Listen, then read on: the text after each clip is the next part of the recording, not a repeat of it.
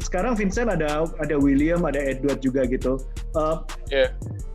Sekarang bagaimana caranya Papa terutama ya itu menurunkan ilmunya kepada Vincent? Apa yang sering dikasih advice dari Papa untuk Vincent, untuk William, untuk Edward Kalau tentang basket ya nurunin terutama? ilmu, kalau nurunin ilmu sih pertama kan kalau maksudnya biar bisa main basket kan harus doyan ya, harus mau dulu kan. Jadi pertama tuh ya dia memotivasi dengan apa ya, kayak ada pertandingan ini ada pertandingan ini, masa lu nggak mau menang, masa nggak mau ini, masa nggak mau itu, gitu. Jadi kayak memotivasi biar mau dulu main basket awalnya. Terus abis itu ya udah mulai kelihatan mau suka main basket, baru kayak dilatih, baru kayak dulu tuh ada gerakan kayak gini, dulu ada gerakan kayak gini, kalau kayak gini tuh gampang lewatin musuhnya, kalau musuhnya gini harusnya gimana, kayak gitulah. Habis itu ya terus kan kita lama-lama belajar sendiri kan, kayak pas dipakai pas tanding, ternyata memang bisa kepake. Nah itu berarti kan jangan dulu gitu kan. Gitu sih. Chris, kalau dari Chris sendiri, mungkin dari papanya atau mamanya, ini kan lumayan mendukung sekali nih. Tiap kali Chris bertanding atau Monica bertanding, mereka selalu ada di samping lapangan, saya lihat terus.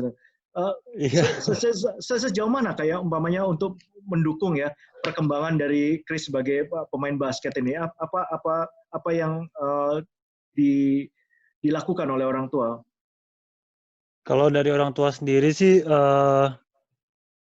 biasanya kayak lebih sering ini sih, kayak ngemotivasi dengan apa ya, intinya yang pertama itu untuk tetap selalu berpikir positif, apapun hasilnya. Makanya kayak dengan situasi sekarang ini kan maksudnya ada juga kayak dengan adanya pemain asing kan juga sedikit banyak juga berdampak juga ya ke pemain lokal juga. Beberapa pemain lokal juga kena dampak juga gitu. Cuman bukan berarti itu negatif, tapi kayak tetap ambil positifnya dalam arti kayak itu bisa menjadi motivasi untuk kamu menjadi lebih bisa mendekatkan skill-nya kayak mereka-mereka itu gitu loh.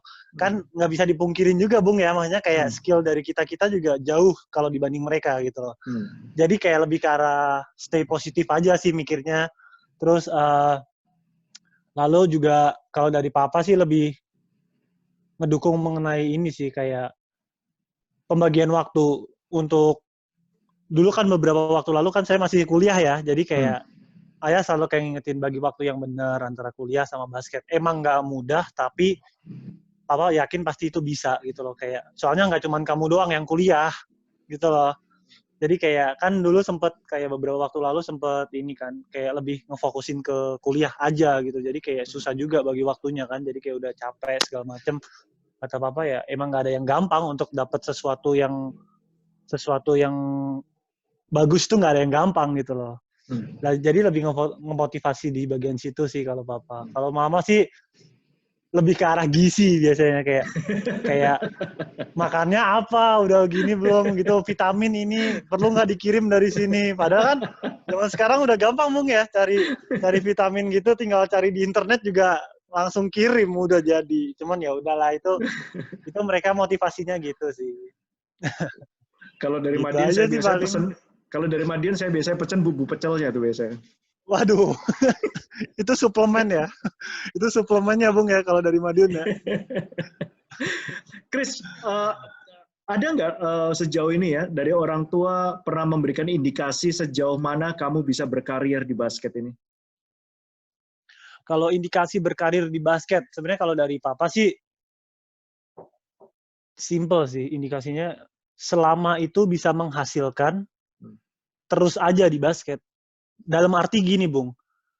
Kan kita yang tahu tubuh kita sendiri ya, Bung ya. Maksudnya kayak, wah, kayaknya badan aku udah nggak bisa nih kayaknya dipakai basket. Kayak, ya bisa jadi gara-gara cedera lah, bisa jadi gara-gara fisiknya udah mulai drop lah. Kan kita sendiri, Bung ya, yang tahu ya. Maksud kalau dari ayah sendiri sih bilangnya, ya kalau emang dari secara fisik, secara skill masih memungkinkan di basket dan setelah ya perhitungan keuangan masih mencukupi di basket, kenapa enggak stay di basket aja gitu loh. Toh sekarang ini juga orang mau cari kerjaan juga nggak segampang itu. Sebenarnya ke arah situ sih kalau Papa indikasinya. Kalau Vincent sendiri, dari pengalaman Papa sendiri, Vincent gimana diarahkannya untuk karir basket ini? Kalau aku sih ya, kalau Papa sebenarnya itu nggak ada paksaan.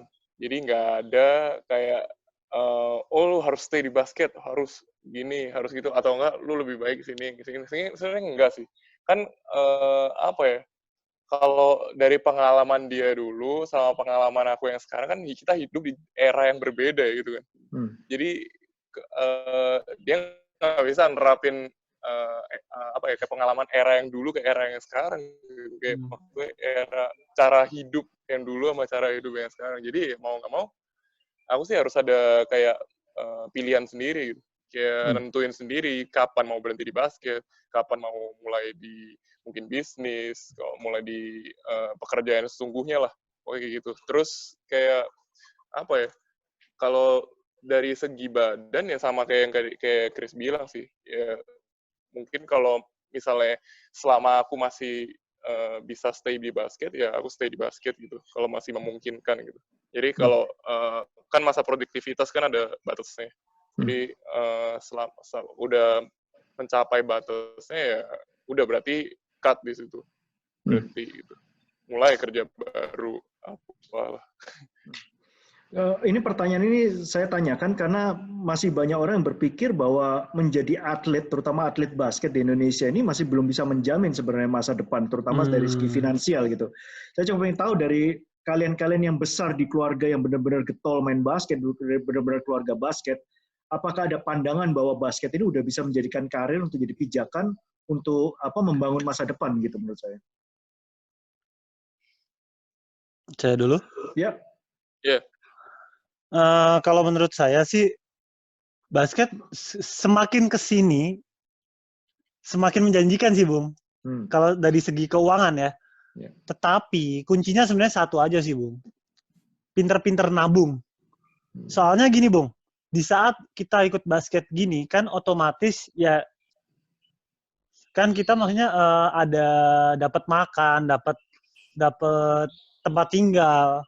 Seperti itu kan, Bung ya. Jadi kayak kalau kita pinter nabung, dalam arti dapat gaji nih, dapat uang kontrak nih, ya udah kita kalau itu kita bisa simpen baik-baik. Nanti begitu kita udah berhenti basket, kita bakal dapat ya lumayan, Bung, lumayan gitu loh. Kita kan nggak ngeluarin uang apa-apa gitu sehari-hari sebenarnya. Gitu aja sih kalau aku, simple. Kalau Vincent? Kalau aku sih kan pertama ya dari segi nabung aku setuju kan kayak Chris. Jadi kayak di basket tuh hidup di basket tuh sementara lah istilahnya. Itu kata-kata dari Caleb ya kan. Karena hidup di basket tuh sementara. Jadi kalau misalnya habis basket kan badan nih pasti ada limitnya juga lah main basket sampai kapan kan. Maksudnya kalau aku sih di basket tuh pertama tujuannya satu cari koneksi dan temen. Satu itu. Jadi di basket tuh janganlah kayak aneh-aneh cari musuh gitu-gitu buat apa gitu kan. Kan justru di basket tuh banyak-banyak cari teman pumpung, gampang ketemu orang gitu kan. Satu, koneksi. Terus kedua, kalau di basket ya itu nabung buat modal di kehidupan selanjutnya gitu setelah basket kan. Jadi kayak kalau aku sih setuju basket di zaman sekarang buat batu pijakan waktu masih aktif dan produktif di basket, setuju bisa jadi batu pijakan buat hidup. Tapi kalau setelah itu saya nggak tahu. Kalau setelah basket ya, setelah selesai basket, pokoknya tapi selama masih produktif di basket saya setuju kalau basket bisa maksudnya apa ya, secara finansial mendukung kehidupan kita, saya setuju. Soalnya ya itu, kayak kata Chris kan sekarang mes udah ada, makan dikasih. Jadi kita benar-benar dapat terima gaji itu bersih gitu. Terima gaji bersih dan kita bisa pakai itu sendiri buat hidup kita, buat nabung, buat bantu orang tua, buat apalah sesuatu kita sendiri. Itu kan pilihan ya. Jadi kayak gitu sih, pinter-pinter nabung kayak kata Chris ya. Nah, ini ada satu faktor yang saya lihat yang mungkin tidak dimiliki oleh para pemain lain ya, terutama adalah hubungan saudara antara Vincent dan Chris. Pernah nggak kalian ini berdiskusi dari skill basket, berbagi pengalaman, berbagi sharing, berbagi teknik, supaya kalian berdua ini bisa sama-sama berkembang ya teknik main basket ya. Pernah nggak sih kayak sharing kayak gitu? Ya pernah sih, kalau itu pasti pernah ya. Iya Makanya pernah, kadang pasti pernah. Iya. kalau pas kumpul keluarga gitu, kadang ya yang dibahas juga basket lagi, Bung. Jadi kayak nggak jauh-jauh. Kadang kita tukar pikiran, Iya. menurut lu gimana sih ini kalau dengan cara sistem mainnya tim A, kalau tim B ini gimana menurut lu? Jadi kayak gitu aja sih, Bung. Kayak terus enaknya gerakannya kalau misal kayak gini, kita harus kemana ya? Jadi kayak saling tukar pikiran aja sih sebenarnya. Iya. Pernah. Tapi pakai bahasa Jawa, Bung. Wah, nggak apa-apa. Iya, pakai bahasa Jawa. Enggak, saya bisa bayangin ya pada waktu kalian kumpul keluarga, seperti yang tadi kumpul pas Imlek itu, Imlek bukan ngomongin masa keluarga ya, mungkin lebih kalian berdua duduk atau berlima ya bersama Monica, bersama Edward, bersama William di sana didudukin, kemudian ada analis basket duduk di depan kalian ya, mulai dari papa, om, tante semua, kalian gini. Itu jadi nggak sih waktu kumpul keluarga? Terjadi. Bahkan tepat iya, sekali. jadi bahkan nggak cuma anak-anak doang kan, kadang kan ya juga sampai tante gitu, tante, papa, mamanya semuanya kayak pada ikut nimbrung gitu. Jadi ya ngobrol berlapan, bersembilan gitu. Ngobrol bareng ya basket gitu. Oke. Vincent, kalau aku boleh tanya ini, kalau bisa ngelihat permainan dari Chris ini apa ya, strength dari Chris itu apa dari pola permainannya? Kokoh di boring nomor 1. Dari dulu sih ya kalau aku ya waktu dulu kayak misalnya pas latihan kan sempet kayak scrimmage, kayak kalau main lawan dia sih selalu kayak kokoh di boring ya. Jadi susah didorong lah itu ini. Kalau Chris ngelihat dari Vincent apa ya sebenarnya yang skill yang dia yang paling menonjol dari Vincent? Larinya kuat. Larinya kuat nih orang. Benar, kalau hitungan big man ya, makanya kayak dia tuh dari dulu jauh lebih lincah dibanding saya kalau untuk skill lari ya. Entah kenapa. Jadi kayak kadang-kadang ya plus minus gitu loh, Bung. Kalau misal pas main bareng dilihat nih musuhnya kayaknya strength-nya kurang nih, ya udah saya yang dipasang. Tapi kalau pas musuhnya kayaknya lebih ke power nih, kalah nih kalau misalnya diadu sama power, mainin ini aja, speed aja, Vincent yang dimasukin. Jadi kayak saya sama Vincent dulu sering kayak gitu juga sih, Bung. Kalau saya lihat gitu bedanya. Yang sangat ngebedain itu. Vincent lebih lincah, saya lebih ke power. Udah itu aja sih. tapi terakhir kan beberapa kali ditempatin kan kayak kita di posisi yang sama 5 kan. Padahal sebenarnya dulu tuh waktu kayak ke Jurnas kayak gitu tuh kita tuh pasti main bareng gitu. Tadi dipasangin bareng kayak 4-5 gitu. 4-5. Jadi enak sih kalau main bareng udah ngerti. Jadi bola aku, atas dia, aja, Bung. Lauren gitu kayak udah ngerti lah satu sama lain. Kita satu perguruan juga kan di basket kan. Kalau umpamanya kalian main bareng, siapa main 4, siapa main 5 biasanya? Kalau sekarang mungkin Vincent 4. 4 ya. Nah, kenangan terakhir kalian main bersama dalam satu tim waktu kapan? Ke PON kah atau? PON Jatim ya? Waktu PON memperkuat Jatim ya? Iya, PON Jatim. 2000 berapa itu? 16. Yeah. 16. Oke. Nah, dari pengalaman kalian bermain bersama, kira-kira ada satu kejadian atau satu pengalaman apa yang paling diingat? Aku asis ke Vincent ngedang. Itu yang paling saya ingat. Itu lawan Jateng. Itu lawan Jateng aku ingat kalau di PON. Itu waktu. Jadi kayak bener-bener asisnya kayak kita permainan orang tinggi, orang jadul juga, tekniknya kayak terima noleh di daerah free throw line, passing ke Vincent. High low. Iya, high low banget udah. Kita kan nggak mungkin passing bola bawah ya, Bung ya. Soalnya kita kan tinggi kan. Kita passing bola bawah dimarahin sama orang-orang lama, Bung. Jadi kayak ya udah, main bola atas aja. Udah, terima Vincent ngedang. Udah, itu kayak bener-bener epic sih sebenarnya. Oke. Nah, ini sekarang pertanyaan terakhir ya buat kalian. Ini sekarang terlepas dari masalah masalah corona COVID-19 ini ya. Kira-kira apa yang bisa disampaikan untuk fans, untuk anak-anak basket terutama yang fans IBL maupun fans basket ini selama masa ini, apa sih yang lebih baik dilakukan oleh mereka, terutama yang bagi pecinta basket? Siapa dulu? Chris? Oke. Kalau dari aku untuk para pecinta basket dan pecinta olahraga di tanah air ini, aku cuma bisa nyampein ya, maksudnya COVID-19 ini bukan selamanya. Dan aku harap kalian juga mendukung program dari pemerintah, yaitu kayak misal stay di rumah, kayak gitu. Kalian juga jangan ngeremehin program itu gitu loh, kayak nggak ada orang di dunia ini yang pingin negaranya kena wabah. Jadi kayak ya kalian ikutin aja program pemerintah gitu loh. Yang ngelakuin itu baru kalian bisa kasih advice ke orang lain untuk stay di rumah juga. Lalu stay di rumah bukan berarti kalian juga diem rebahan. Kan sekarang terkenal ya Bung ya, kaum rebahan ya. Makanya jangan rebahan doang gitu di rumah. Makanya kayak banyak aktivitas sebenarnya yang bisa dilakuin, yaitu misal kayak kalian bisa cari info skill apa sih yang kalian miliki. Kalian bisa belajar secara online gitu loh. Kan sekarang masih banyak gitu yang masih apa ya, kayak ngeyel lah gitu. Kalau dibilangin disuruh stay home masih aja keluar. Terus keluarnya itu bukan sekali dua kali, keluarnya kan sering. Ya gitu kan, ya mungkin untuk diri sendiri gitu sebagai orang kayak pemuda-pemuda kan ya nggak apa-apa gitu kan. Kan yang kasihan tuh kalau nularin ke orang tua gitu kan. Itu juga salah satu alasan kenapa aku nggak pulang sih sekarang, nggak pulang ke Surabaya gitu.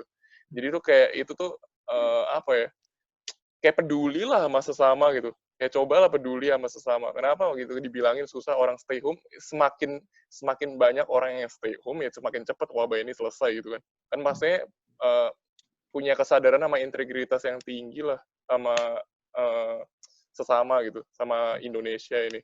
Sebisa mungkin lah, pokoknya jangan keluar sebisa mungkin. Kalau nggak penting ya jangan keluar gitu. Kayak kita di sini juga gitu, udah berapa hari, udah 2 minggu, udah lebih. Udah terakhir keluar rumah 2 minggu lalu kali. Udah bener-bener nggak pernah keluar rumah, udah kayak sekitar 1,5 bulan lah sejak timnas selesai kan. 2 bulan. Udah di rumah terus setiap hari ya udah workout di rumah. Terus apa pusat-pusat lah paling. Iya, itu lagi kata-kata Chris, kalau misalnya di rumah bukan berarti cuma rebahan doang kan. Ya, kalau emang nggak sakit di rumah, nggak sakit gara-gara corona, tapi rebahan doang, penyakitnya ya lain lagi kan. Rebahan doang, nggak ngapa-ngapain gitu. Ya at least masih ada aktivitas olahraga, tetap sehat, makan tetap dijaga. Terus apalagi ya, itulah social distancing lagi. Jangan kalau ketemu teman pastiin tuh yang steril lah, yang udah stay home juga. Jangan yang jangan yang pernah ketularan atau ini itu. Gitu aja sih kalau aku sih. Nah, kalau advice kalian buat pacar yang maksa ingin ketemu gimana? coba yang di Indonesia dulu. Ya kalau advice aku untuk pacar yang pengen ketemu sih, aduh, itu susah juga ya sebenarnya, kayak bukan cuma pengen ketemu, maksa kepingin ketemu. Gimana ya? Ya kalau yang maksa pengen ketemu sih sebenarnya, aduh, gini deh, maksudnya kayak kita nggak ada yang tahu ya kita bakal bisa nularin pacar kita atau enggak, kita karirnya atau bukan, kita nggak ada yang tahu ya Bung ya. Cuman ini deh pilihannya. Kalian lebih baik ketemu di saat corona selesai tapi kalian yakin kalian nggak terkena COVID, atau kalian mau ketemu tapi kalian masih memikirkan kalau kalian takut, kayak apa ya, ketemu dengan rasa ketakutan kayak aduh aku karir nggak ya. Udah pilihannya 2 itu aja sih sebenarnya. Jadi kayak ya kalau aku ya kebetulan aku LDR Bung ya, jadi aku bisa ngomong gini ya. Kebetulan kan pacar saya di Jakarta, jadi ya udah saya mikirnya gitu aja gitu loh. Kayak kalau advice ke kalian-kalian yang pacarnya lagi deketan tapi maksa ketemu, ya itu doang sih. 2 pilihan itu doang sebenarnya. Ya saling menghargai satu sama lain juga lah Bung, maksudnya kayak ya sabar-sabar aja. Maksudnya toh kalian juga masih bisa video call kan zaman sekarang. Bayangin kalau beberapa puluh tahun lalu masih nggak bisa video call. Jadi kayak kita masih di posisi yang mudah sih untuk bertemu via online. Sebenarnya gitu aja. Sabar aja lah. Zamanku dulu mesti kirim lewat surat tuh 2 bulan baru nyampe. Nah, Iya.